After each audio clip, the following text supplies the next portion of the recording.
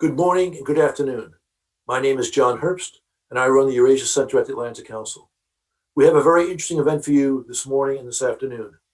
It's called Reimagining Reform, Innovation in Ukraine. We've all been concerned since March when the reform government was dismissed in Kyiv and about the pace of reform. And a lot of activity, a lot of attention has been addressed to that. But it's also true reform is not dead in Ukraine, and some very interesting things continue to happen. And our event this morning is designed to talk about that. We have with us a wonderful panel. We have James Brook, the editor-in-chief of the Ukraine Business News. We have Dr. Ora Sabadas, senior journalist for the Independent Commodity Intelligence Services. And we've got Dmytro Senichenko, who's the executive chairman of the State Property Fund. And we'll have a chance to explore with them different sectors of the Ukrainian economy where, in fact, important progress is being made. And I'd like to start with Dr. Ora Sabadas, who has some slides to talk about the energy sector. Thank you, Ambassador. Good morning and good afternoon to the audience. I would like to start the presentation. If we could see the slides, please.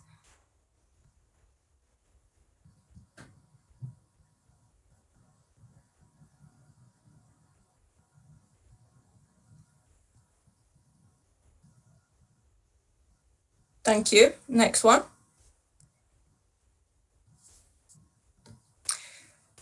Indeed, the Ukraine has made some important achievements in reforming its gas sector over the last 5 years when the reform process started in earnest. And I would start off by mentioning the fact that Ukraine has aligned its rules with those of the European Union in adopting and applying key pieces of legislation that establish a liberal market. It also unbundled the gas transmission system operator from the mother company Naftogaz and established an independent certified transmission operator, GTSO, this year. As you all know, it signed a 5-year contract with Russia's Gazprom based on advantageous ship-or-pay terms. It launched transparent transmission capacity auctions on all borders, including with Russia. It launched commercially attractive products such as short haul and the customs warehouse regime, which in fact attracted more companies to Ukraine and allowed them to store gas in Ukraine for a period of 3 years without requiring customs clearance. It deregulated most of the gas market by partially lifting a public service obligation, and which has been a cause of corrupt practices. It adopted a financial law which in essence helps to minimize risk when trading in Ukraine, tightened up governance rules at state institutions and hired a new generation of young, educated English-speaking professionals, and introduce greater transparency in publishing upstream, midstream, downstream data. Next slide, please. So let's see what all this has translated into in very concrete terms. As you can see, Ukraine has imported a lot of gas this year particularly from Western Europe. And this is interesting because the increase has been quite important. So this year it imported from Central and Western European countries 15 billion cubic meters of gas compared to 12 billion cubic meters last year. And out of this, almost half, so just over 6 billion cubic meters has been imported in short haul mode. And most imports came from the Slovak Republic, Hungary, Poland, but for the first time ever, we've also seen imports from Moldova. Moldova has never exported gas to Ukraine, but this time, for the first time this year, it started exporting with a view to inject gas in Ukrainian facilities.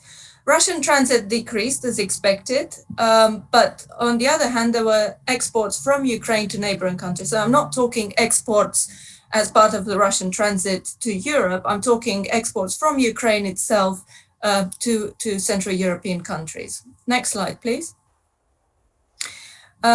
Ukraine has become a safety valve, a relief valve for European gas markets, especially this year when demand has been very low because of the pandemic, but also because of the supply overhang, largely linked to a rise in production in the US. I'm talking here LNG cargoes, lots of LNG cargoes arriving in Europe. So most of this gas was imported in Europe and then further stored in Ukraine. So it's quite right for me to call Ukraine a relief valve for European gas markets and even the US in 2020. And as you can see in the bar chart on your top left, right-hand side, I suppose for you, the increase has been significant. It reached almost 29 billion cubic meters, which is almost full capacity of Ukrainian storages. I also like to draw your attention to the fact that in 2018, there were 7 non-resident companies storing gas in Ukraine. This year, there were 79. So you can see the massive increase. Next slide, please. And finally, I would like to show how Ukrainian prices have been correlating with European prices. And on your right-hand side, so the line chart, the line graph shows a comparison between Ukrainian prices traded on the Ukrainian domestic market and the benchmark TTF hub prices. So you can see when European prices dropped in June, Ukrainian prices followed suit. And finally, in the bar chart, you can see an increase, a massive increase in traded volumes on the Ukrainian exchange.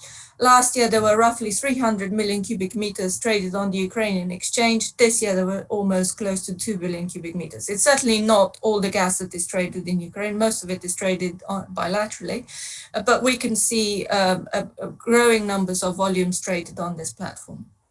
That's it. Thank you very much.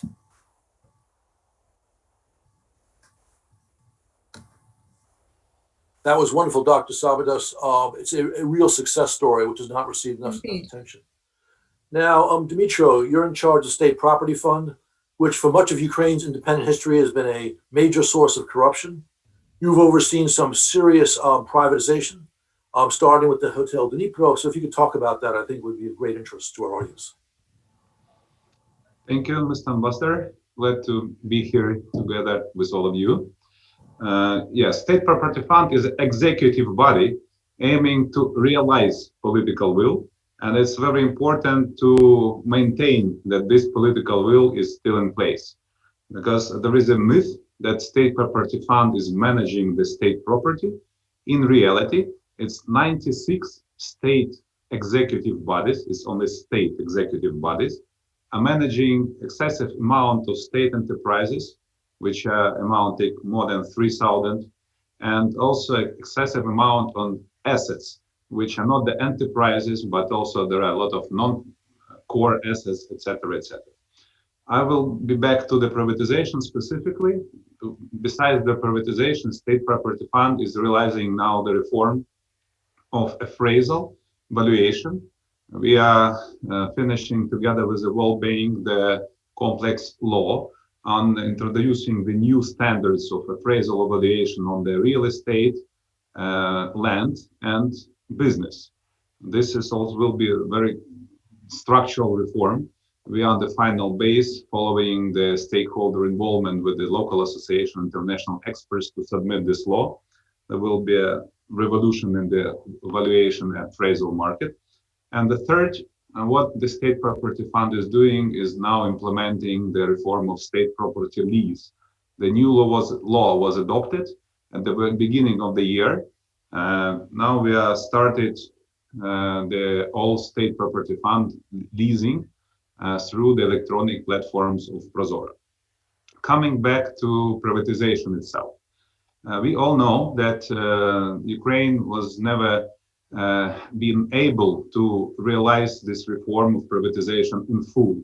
This is very much dependent on the political will, because all these state bodies, ministries, state committees, agencies are still managing a lot of enterprises, and I have to say managing them badly. We have an official letter addressed to the Prime Minister that 170 billion hryvnias of losses have been accrued by the state enterprises. And of course, there is a largest corruption in the country, which takes this shadow money and reinvesting them in politics every election cycle. So elimination of the source of corruption is one of the main aims of the privatization. And also, we have started with the changing of the procedures itself. Instead of the newspaper, which was issued by 400 copies over the nation, we've introduced the internet platform where everybody can see everything together with international donors. Now we have the website that's starting from the beginning of the year. we conducted more than 1,500 auctions, including Hotel Dnipro. Hotel Dnipro was very visible, and it was successful because of the full disclosure of information. So virtual data rooms where everybody can download and get the information. Besides the Hotel Dnipro, there are many cases of transformation, so-called non-productive assets into productive assets, like Kiev Bus Service, the set of Kiev bus stations, the new owners already started its reconstruction, or the old factory which produced Soviet-type televisions.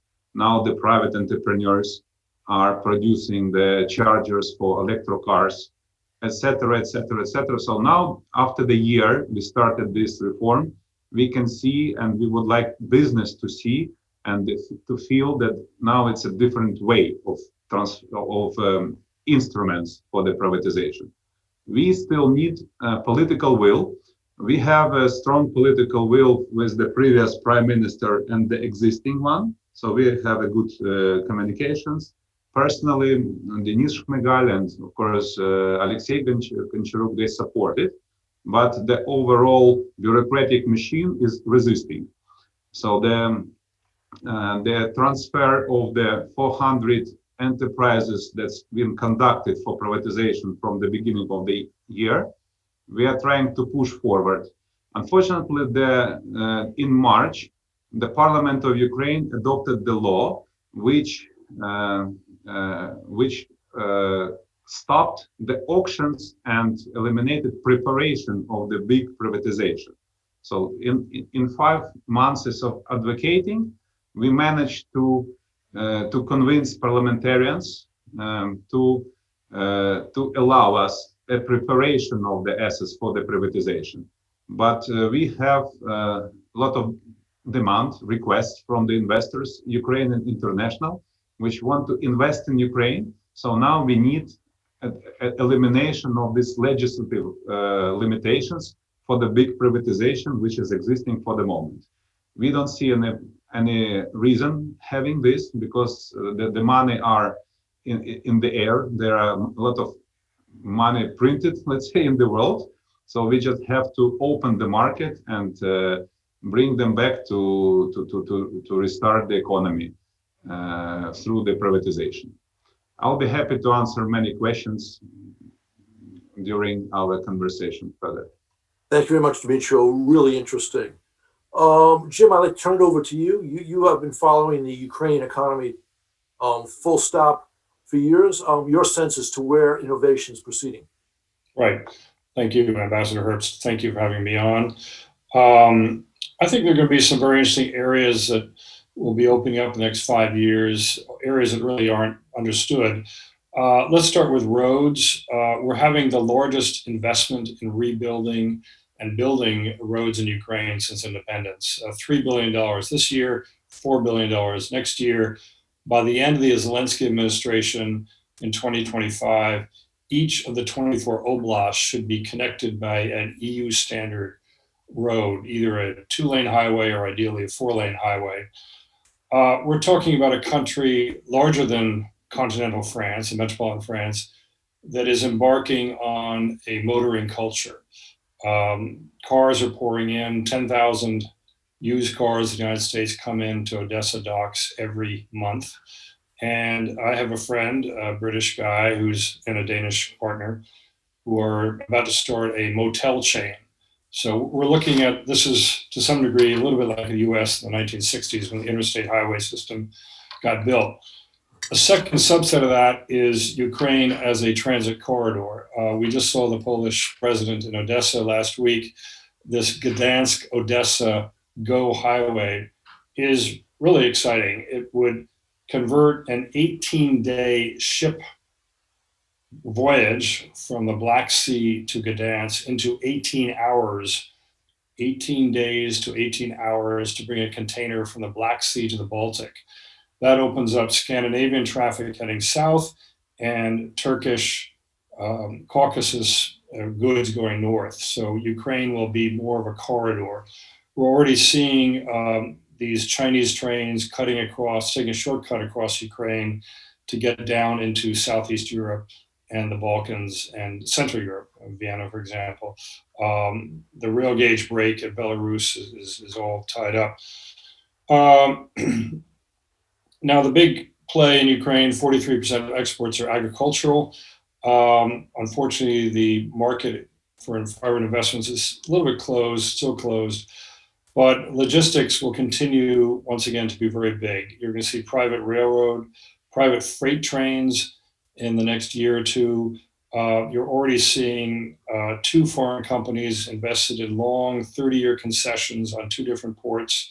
There'll be more port concessions, more investments for world-class grain handling and logistics operations.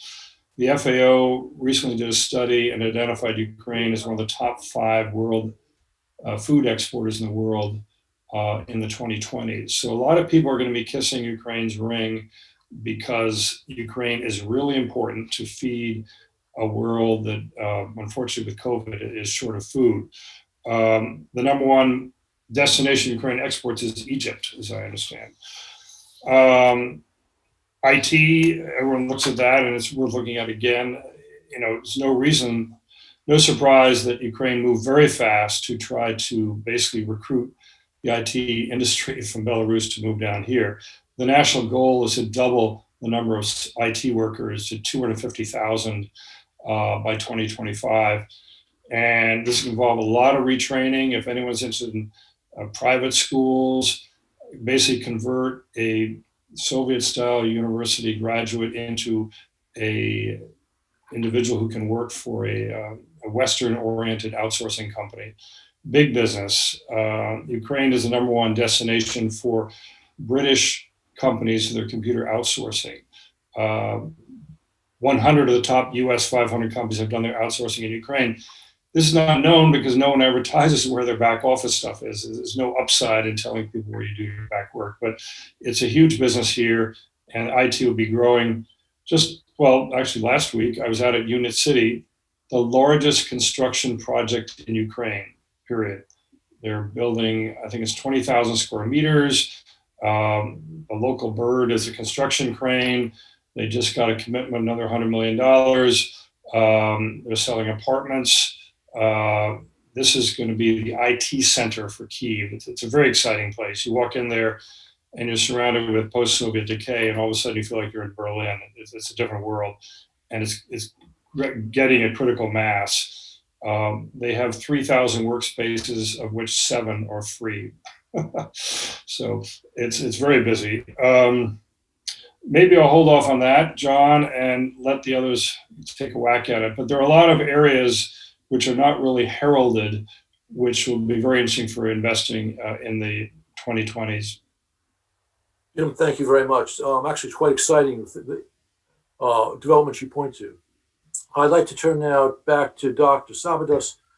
Your slides were extremely interesting, demonstrating the great developments in the energy sector. Let's focus a little bit on storage, which you did discuss. But if you could explain more what's happening there, I think that would be of interest to our audience.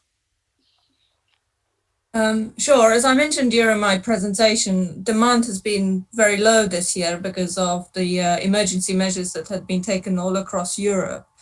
So suppressed demand on the one hand across Europe, and on the other hand, there were cargoes which had been commissioned, which had been bought by various consumers in Europe. And these cargoes arrived mainly from the US, and the gas had to be stored somewhere. Most storages had already been quite full across Europe because it was a very mild winter. So the one obvious option was Ukraine, because Ukraine has the largest storage capacity in Europe, about 31 billion cubic meters. And it has also introduced very attractive terms. I mentioned 2 of them. One is customs warehouse regime, whereby a company can store gas in Ukraine for 3 years without requiring customs clearance. The other one is short haul, which was introduced this year, and it means that companies can import gas into Ukraine, store it there, and pay a much cheaper tariff than they would do if they were just to import gas and not store it. So lots of companies took advantage of these two opportunities, that these two facilities, and also of Ukraine's massive storage capacity, and injected record volumes into Ukrainian storages. As I said, as of 1st of October, there were 28 billion cubic meters of gas, and Ukraine's total capacity is close to 31 billion cubic meters, so it's almost full. This is extraordinary. It's never happened, and clearly it's a great sign of reform, that the reform is working, that all the products that were introduced were very helpful and helpful not just for Ukrainian companies, but also for European companies and also for US producers. The storage issue that you're describing right now, it actually has, I'd say, geoeconomic significance. Is this appreciated in the EU, would you say? I think they are beginning to understand this, and they are increasingly talking about Ukraine becoming a storage hub for Europe. They realized that without Ukraine, it would have been quite an interesting year, to put it mildly, for European companies. And talking to European officials, I think this is increasingly being recognized and appreciated, I would say. Is this at all factoring into the debate on Nord Stream 2? You mean in the sense that Ukraine is such an important country and that it should be taken in consideration? Is that? Yes, exactly. Yes, absolutely. I mean, there is no doubt that European officials do see Ukraine as an important country, not just for the transit of gas, which is a historical role that is fulfilled, but nowadays more and more in terms of a storage hub. And interestingly, we see now this new corridor opening up. So traditionally, gas has flown east to west.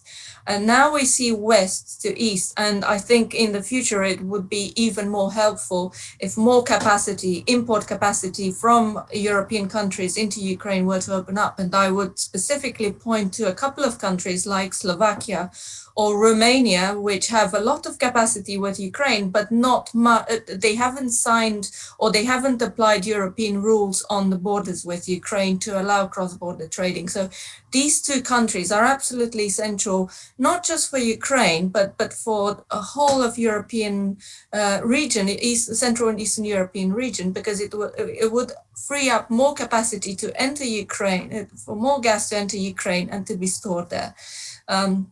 So yes, we have these big facilities, but we would also need more capacity, and these countries, Slovakia and Romania, should really be working closely with Ukraine to sign interconnection agreements and apply EU rules.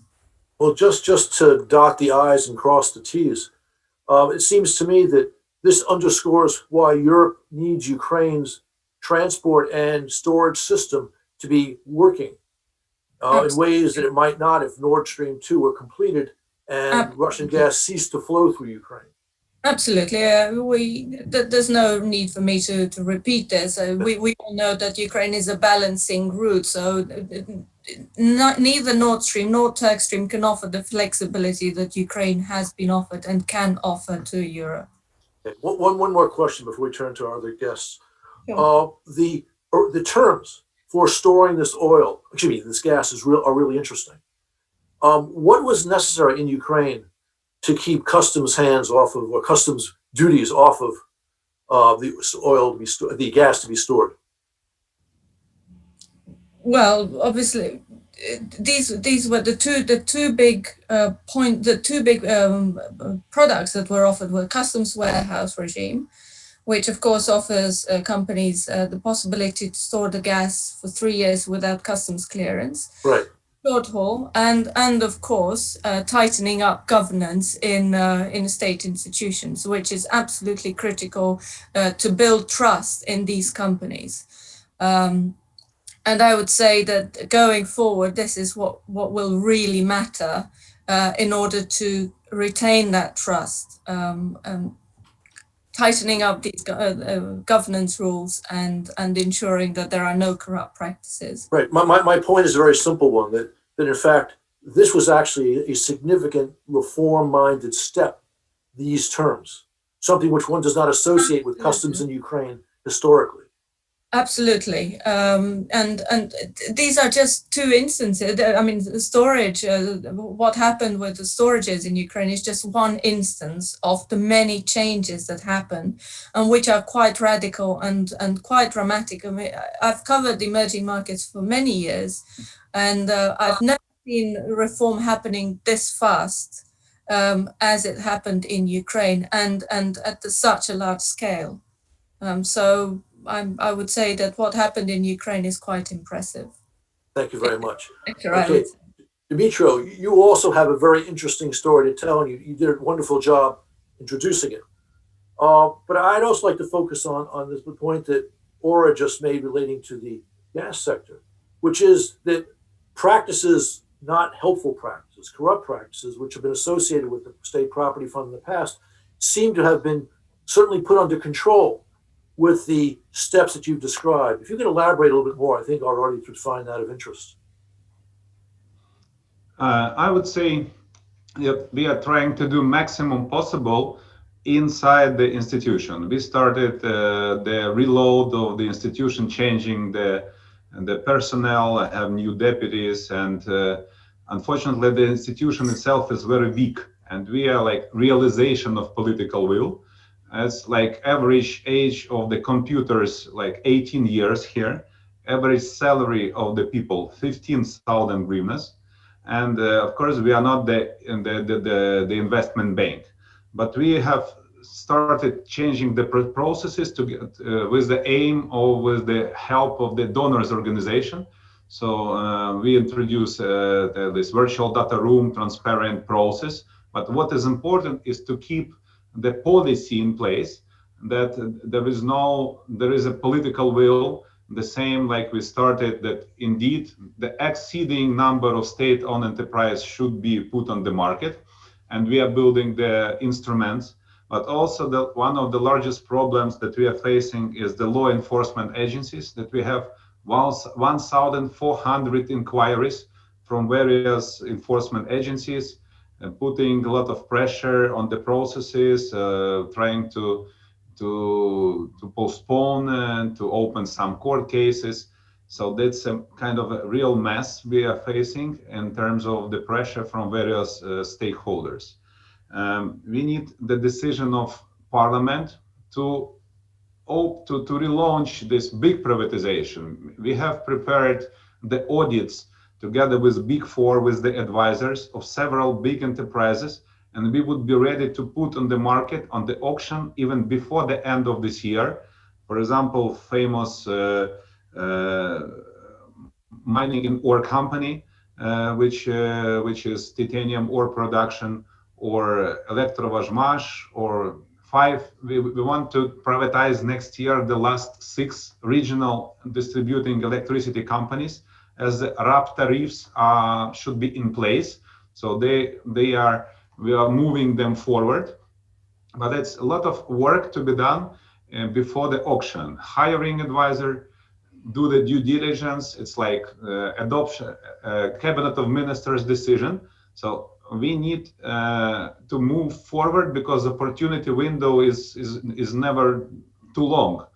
And I would say that political will is on the level of Parliament should be supported. We are working with the stakeholders. We want to raise the voice of the business. We have prepared the law that have to make the privatization faster with more simple procedures. We analyzed all the legal and technical barriers, which makes the privatization process bureaucratically long as 1 year almost. So we have analyzed what should be eliminated, what should be fixed, and we are now actively advocating the business association and the businesses, because they see that we are doing this differently. But we need more pressure. We need more signal to the political level of decision makers, because the state property fund is the execution of political will. We are not the members of the cabinet of ministers.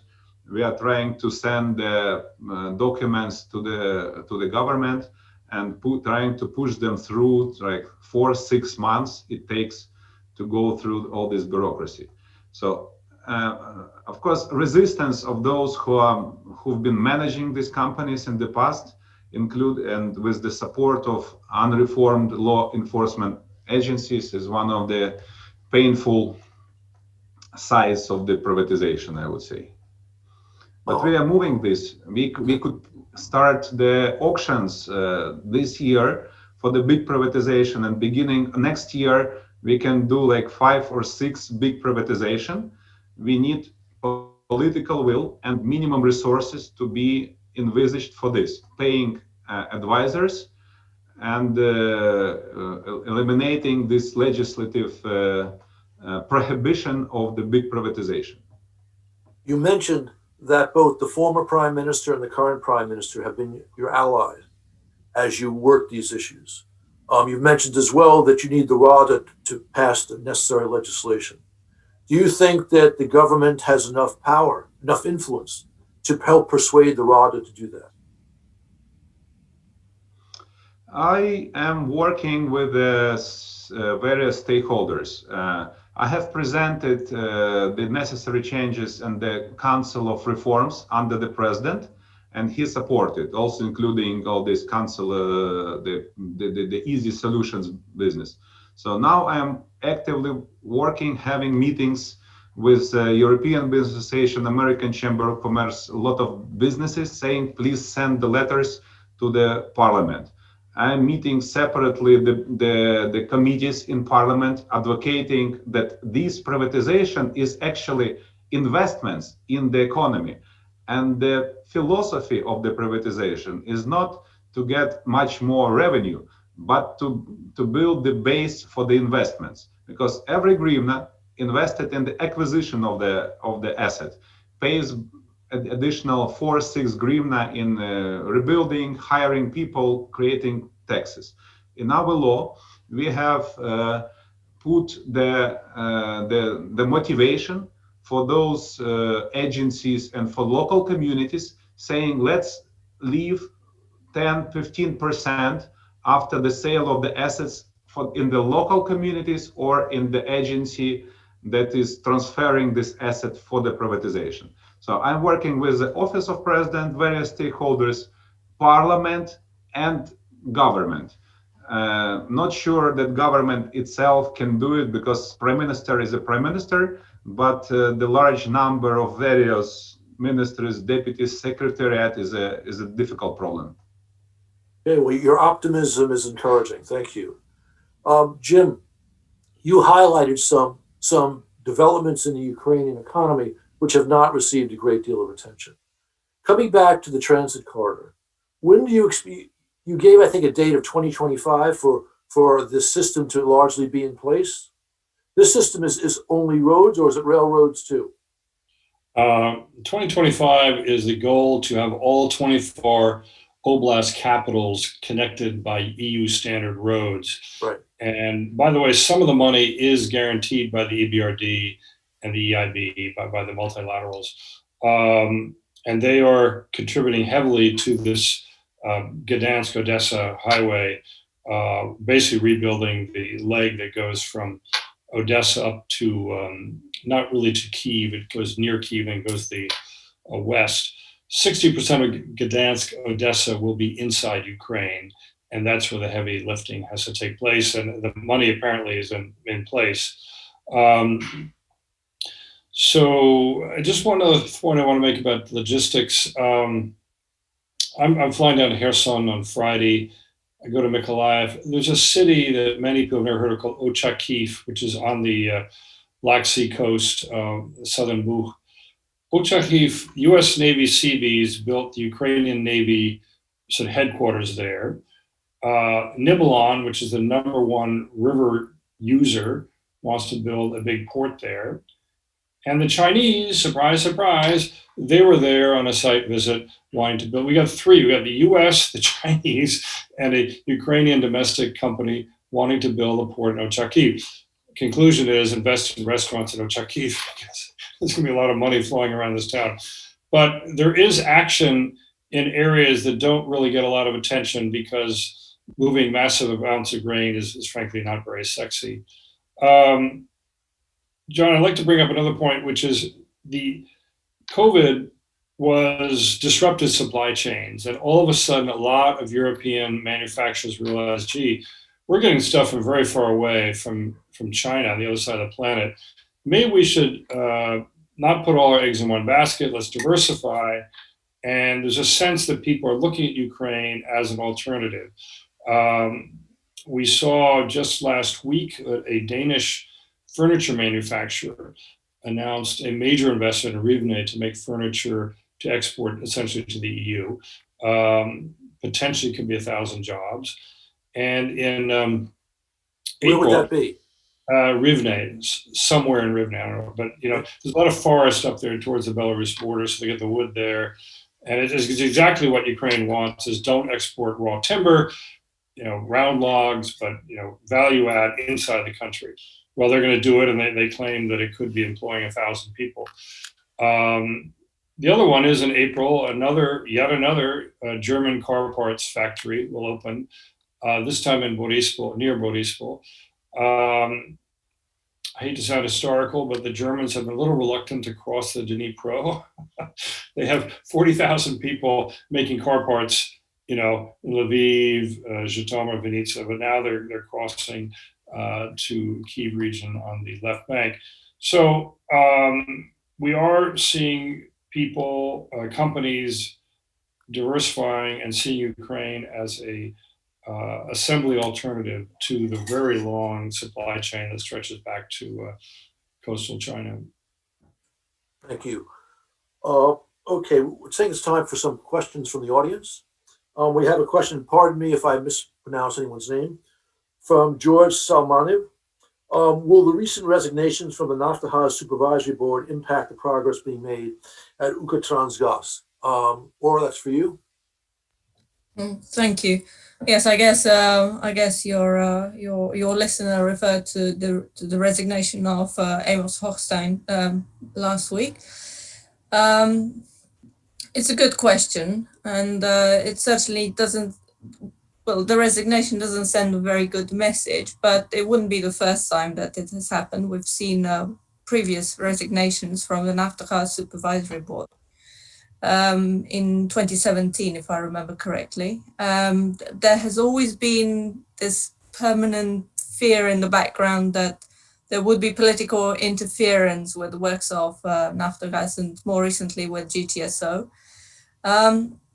It's certainly something to monitor, to watch, but I don't think that in the very near future it would impact the reform process. As I say, it's certainly something to watch, particularly bearing in mind that next year I think there will be elections, local elections.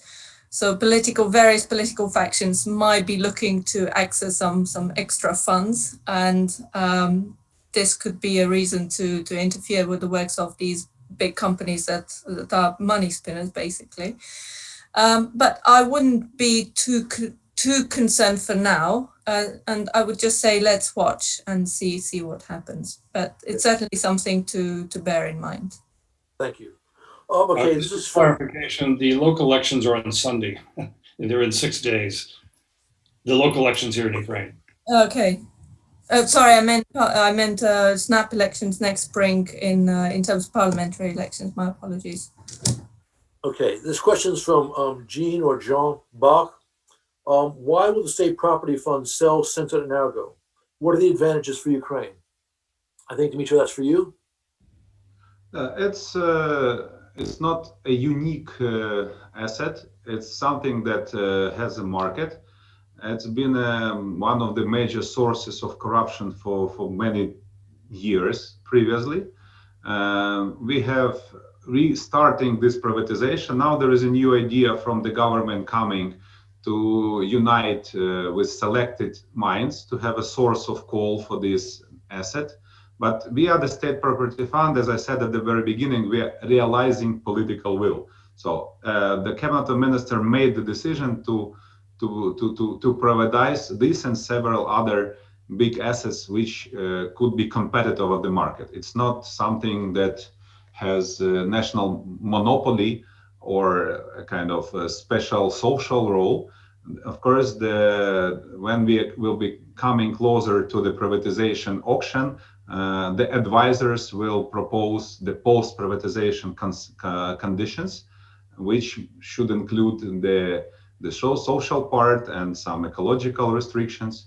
So that's the decision of the government, and we are executing this political will. Okay. The next question is from Ambassador Robert Brinkley.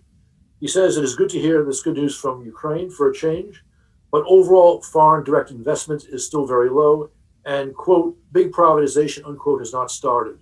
What is holding it back? Dmitry, I think this is also for you. Yeah, the big privatization takes from the selection of the advisor up to the day of the auction from 8 to 11 months. So in March of this year, the bill was adopted in the parliament that the large privatization is suspended for the period of coronavirus. I don't see any restrictions because we have demands from various potential buyers, including the large privatization assets, and we hope that this bill will be eliminated because we have prepared several assets to be placed for the auctions, and we don't see a problem as a state property fund in the coronavirus situation that could be as a kind of a political will and articulated by the parliament that this law was adopted in March to not to allow the auctions on the big privatization. We are continuing the privatization of so-called small and medium-sized privatization. We have changed completely the way we are doing this. The disclosure of information, electronic auctions, virtual data room, access, you can invest also from abroad. Besides the Hotel Dnipro and some other 1,000 auctions we conducted in this year, we have now started the demonopolization of alcohol industry. Ukraine and Belarus were the last two countries probably with state monopoly for spirits production. There are 78 state-owned plants. And last week we successfully sold the plant called Nemirov. Probably you know this name.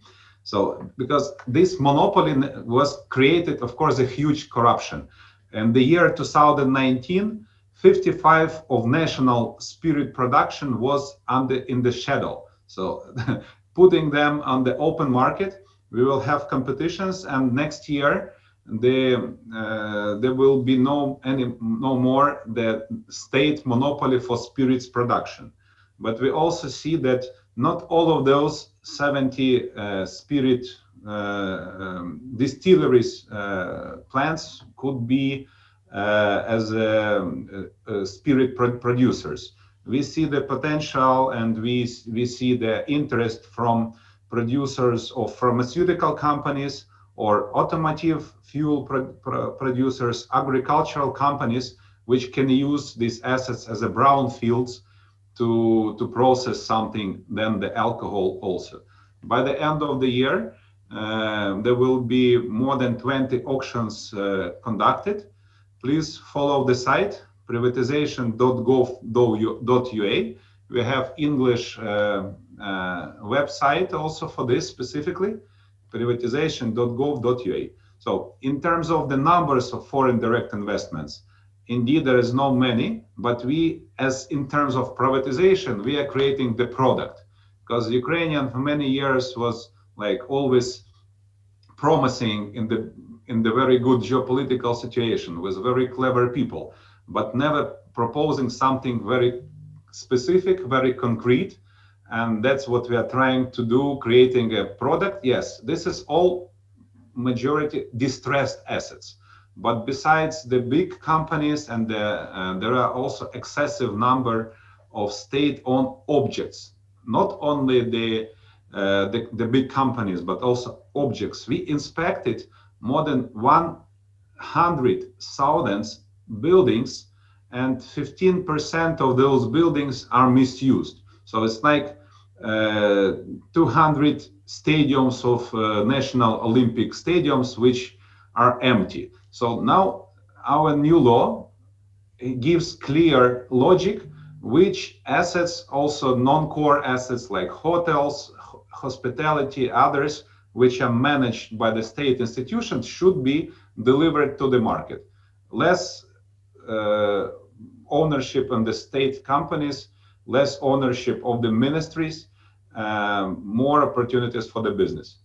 Of course, the politicians, the policymakers should decide which are of strategic importance, which are national monopoly, and those companies who should stay. And this law to be adopted by the parliament, the government submitted this list to the parliament approximately 1 month ago. Thank you. Very interesting. Okay, we have a question from Michael Ritzak. He says two stall reforms are precluding foreign investment, land reform. He points out the Rada passed reform back in February, but does not go into effect until the summer of next year, and still does not allow foreign land ownership. The second is Ukr-Obronprom. The defense procurement reform is stalled in the Rada. What has changed in these two areas, if anything? Jim, to you on those questions. Well, the what I call free land market is very disappointing. I don't use land reform because in Latin America that means nationalizing someone else's land. So the creation of free market in private farmland was disappointing, and it's been severely limited. No foreign investors, smaller amount, but the taboo has been broken. I'm frankly not very optimistic. There will be a lot of movement. A very interesting idea put forth by a friend of mine is you're going to have areas in the South where, due to changing climate, they desperately need to reactivate irrigation, and the Soviet irrigation projects have died. So, for example, Kherson, where I'm flying on Friday, you could have a regional referendum.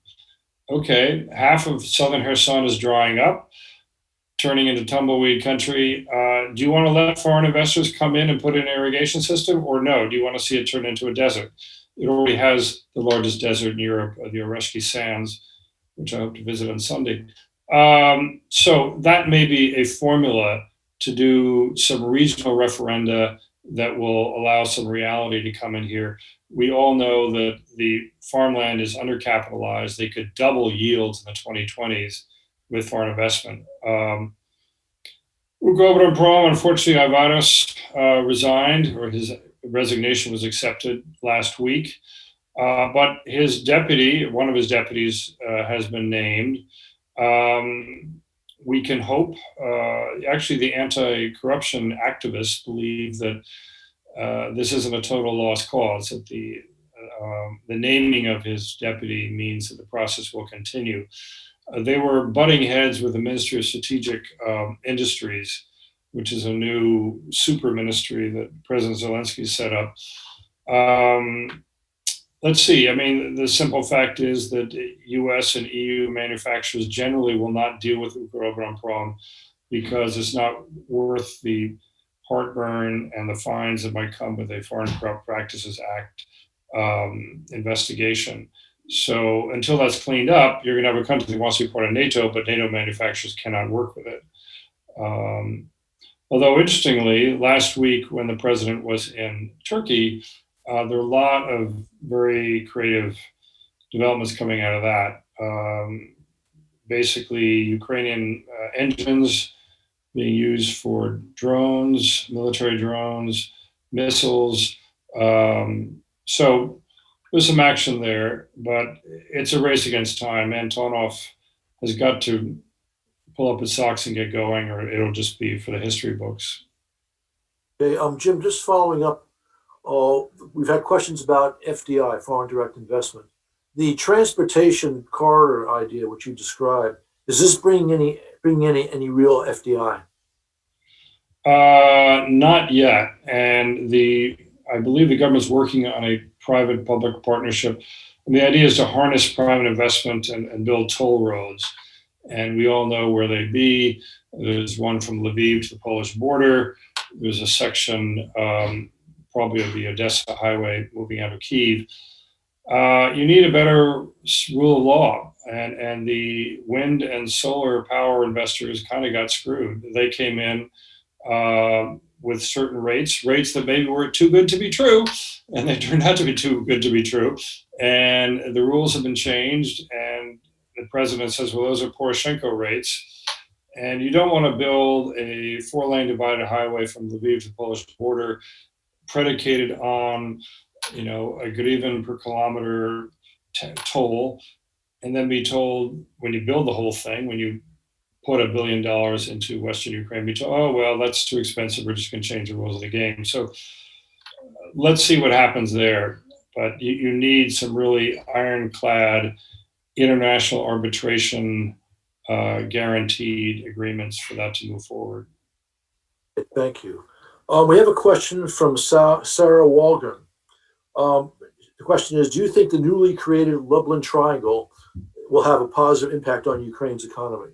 And just to explain, the Lublin Triangle is a regional cooperation agreement involving Ukraine, Poland, and Lithuania.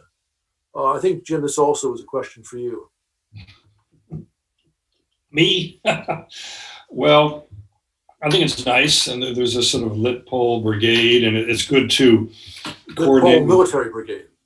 Yeah, and it's good to coordinate with the Poles and Lithuanians. I think it's very significant that the President Duda of Poland, as you know, was reelected in July, a very tight reelection. But he's in the saddle for another 5 years, so he has the power to take on the trucking unions and allow more Ukrainian trucks into the trucking companies, allow more Ukrainian trucks into Poland, and to be more creative there. He doesn't have to listen to the historical revenge people who could be a brake on things. So I actually think that the fact that President Duda of Poland is reset the clock for another 5 years, there is room for creative collaboration, Lublin format, between the three countries. Yes. Okay, thank you. All right, we have a question from Edgar Miller, which I think is for Dnipro. Is regulatory oversight being increased for industries with large privatizations? Is regulatory over? Could you please repeat? Is there going to be more regulatory oversight for industries with large privatizations? You see more regulations, again, as these big privatization proceeds? So we have, as I said, more than 3,000 companies which are registered as state-owned. Task number one for political level of decision-making, this is Parliament and Cabinet of Ministers, to define the list of the companies that should stay with the government. So this list is not completed. The companies are managed by 96 managing bodies, which are ministries, agencies. State Property Fund is receiving, by the decision of cabinets of ministers, only those companies which for sure should be privatized. But there is still a big number of real companies or companies which stay on paper, are under the management of various policy-making institutions. So we have for the privatization around 1,000 small, medium, and about 20 big companies for privatization, naming like electrical, machinery building, chemical ore production, 5 energy distribution companies. So this is where decision of government is made, and we have to prepare the process. Hiring advisor, doing due diligence, then this decision of Cabinet of Ministers for the starting price and the auction. So this is, we are moving forward. We only now missing this, the law that have to defreeze this process. With regard to the regulation, so we have prepared the law which give more specific and more simple criteria what and how should be transferred privatization. We have created motivation for those agencies to be motivated to push it through to the state property fund and for the privatization. I don't know if I answered your question, but this is Thank you. the No, process I think you did. Okay, the next question is this. The success of Ukraine on the gas front is impressive. The renewable sectors, though, has not been as lucky. The government amassed about 700 million euro of debt to investors in this sector. The green bonds solution was ditched by the rod this summer. This does not contribute to attracting new investors, as Jim pointed out. Does the government envision a solution to the renewables crisis? Dr. Ora Sabadas, you want to give a shot to this? Try and answer this? I may not be a specialist in the Ukrainian renewable generation. I know there has been a lot of discussion about the laws not being attractive for investors, but I would not dare to venture answer that question because renewable generation is not really my. Okay, that's fine. Sorry maybe to put you Jim on. could pitch in. I'll turn to Jim next. Okay, Jim, over to you. Yeah, very quickly, that's a constantly shifting topic. There's a good potential that by the end of this year, the overdue bills will mount to $1 billion, 1B as in boy, $billion. The government is trying to catch up. There is apparently a bill in the RADA. Apparently, RADA is not working because 5% of the members have coronavirus, but there is a bill sponsored by the ruling Conservative People Party to do a green bond. Not so sure if that will pass, frankly. I think by now, a year has gone by, we all recognize that the investors will take a bit of a haircut and lose a bit of the money that they'll get their investments back, but it'll just take longer.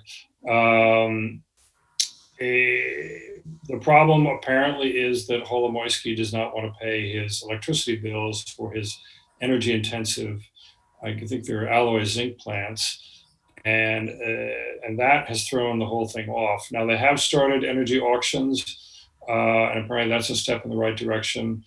I think this saga is going to drag on, and unfortunately, it was not handled quickly and aggressively. Basically, it should have been done with on day one, and so there are probably 20 different countries involved in investing in renewable energy in Ukraine. And they all have chambers of commerce and they all have embassies, and it doesn't improve the investment image, to put it delicately. While the EU is racing ahead.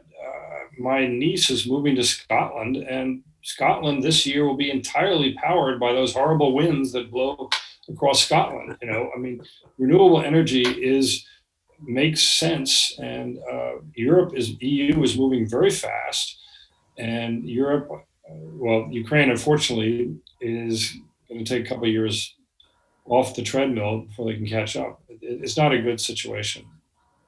Okay, I'll give the last question to Ora. You chronicled the real progress we've seen in the gas sector. Any thoughts about the challenges ahead, particularly perhaps as relates to distribution? Sure, absolutely. You're very right to put this into the spotlight. The next big step for Ukraine will be to remove the so-called public service obligation, which is in fact a subsidy granted to district heating, and which has been a big drain for the Ukrainian budget. In the past, I remember reading somewhere that in 2014, Ukraine was spending more on gas subsidies than on military expenditure. So you can imagine what a big progress it has been in recent years to partially remove that public service obligation for households this year, and also to liberalize deregulated prices for households as well as the industrial consumers. So the next big step will be to remove this public service obligation for district heating. But again, it's going to be difficult because it's going to be a populist. It's a populist area for sure, and obviously people who have not been able to pay and to afford paying for gas may not accept and may not want to pay for price. There have also been corrupt practices related to it. We're almost coming up to the end, so it's no point in me going into this. But it's certainly one big objective to reach in the upcoming months. Okay, thank you. As a final comment, I just want to quote one of our guests, Arne Dahlhag. He says, "I'm actually reasonably encouraged by listening to all of you guys. Many reforms seem to be going well. However, by reading media and many other sources, one can easily get the impression that reforms are going down the drain." And he says, "Any comments on this discrepancy?" I'd just like to say we noticed that too, Arne, and that's why we did this event, and we hope to do some more in the weeks and months to come. I'd like to thank our guests for a really illuminating discussion, and I welcome you all back to our next event on Ukraine's reform. Thank you all very much for attending. Thank you. Thank you. Thank you.